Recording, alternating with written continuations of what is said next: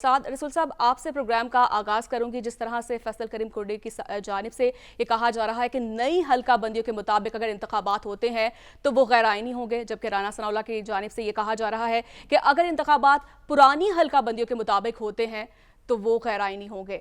तो आप यकीनन कानून और आइन को बेहतर जानते हैं, तो एक्चुअल में आइनी और गैर आइनी है क्या?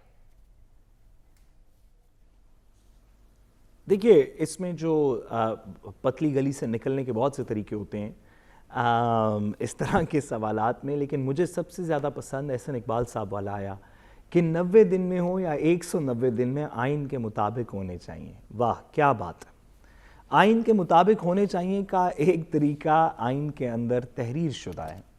एहसन इकबाल साहब जो कि हमें माजी में आइन की शिकें कोट कर करके बताते रहे कि वो कितनी गहरी तरीके से इस रियासत के निज़ाम को समझते हैं, उनको पता है कि आइन के मुताबिक 190 दिन में तो हो नहीं सकते, लेकिन क्या ज़बरदस्त सियासी बयान था कि 90 दिन में हो या 190 में आइन के मुताबिक होने चाहिए। ये जमहूरी भी बयान है, ये पार्लिमानी भी है, और आप देखेंगे कि तमाम पार्टीज़ जो हैं इलेक्शन डिले करने को भी और इलेक्शन को वक्त को कराने को भी दोनों के दलाइल देते हुए कहेंगे हम तो आइन की बात कर रहे हैं। राना सनाउल्लाह साहब आपको बताएंगे कि अब ये गैर आइनी होगा अगर वक्त के अंदर हो जाए, क्योंकि नई डिलिमिटेशंस के ऊपर होना चाहिए। फैसल करीम कुंडी साहब कहेंगे कि अगर ये वक्त पे ना हुआ और नई डिलिमिटेशंस तक बात गई तो गैर आइनी होगा। इन सब से अगर पूछा जाए कि जब आप उस कमेटी में बैठे हुए थे जहाँ पे ये आपने हतमी फैसला कर दिया कि नई डिलिमिटेशंस होंगी, उस वक़्त इस बात का ख्याल नहीं आ रहा था, ना इस तरफ आ रहा था ना उस तरफ आ रहा था। चलिए, झूठ बोला है तो उस पर कायम भी रहो ज़फ़र, आदमी को साहिब किरदार होना चाहिए।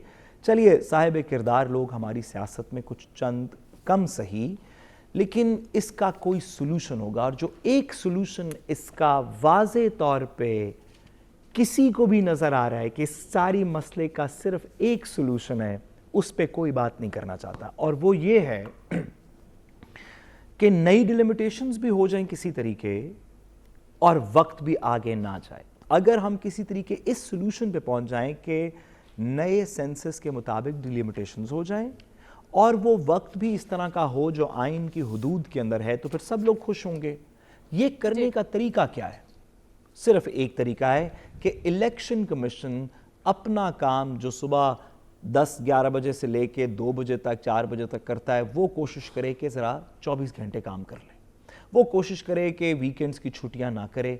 अगर उनके पास 5 लोग हैं तो 10 और रख ले, कुछ लोगों को साथ ऐड कर ले, कोई इंडिपेंडेंट कंसल्टेंट से एडवाइस ले ले। अदील बड़ाइच साहब, हसन रज़ा साहब जो इस मैटर को बहुत समझते हैं, मुझे यकीन है कि अपने शाम में से 2-2 घंटे इलेक्शन कमीशन को दे सकते होंगे जमहूरियत और आइन की साख बचाने के लिए। अगर नहीं भी दे सकते तो ऐसे पाकिस्तान में बहुत से लोग मौजूद हैं जो इलेक्शन कमीशन की तकरीबन प्रो बोनो हेल्प करने के लिए तैयार होंगे।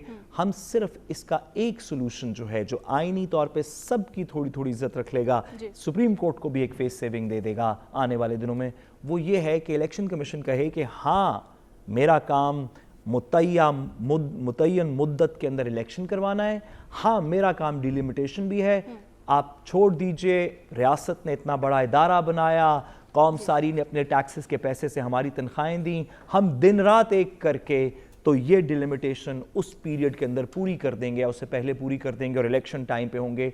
ये कोई बंदा नहीं चाह रहा। पीपल्स पार्टी भी इलेक्शन कमीशन को नहीं कहेगी, नून लीग भी इलेक्शन कमीशन को नहीं कहेगी, इंतजामी हुकूमत जो इस वक्त इंटरिम गवर्नमेंट है वो भी इलेक्शन कमीशन को नहीं कहेगी।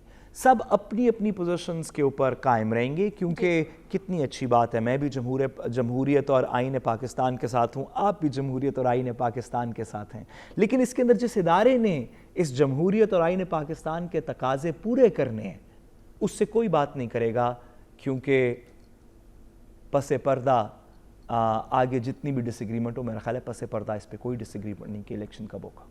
जी ठीक है।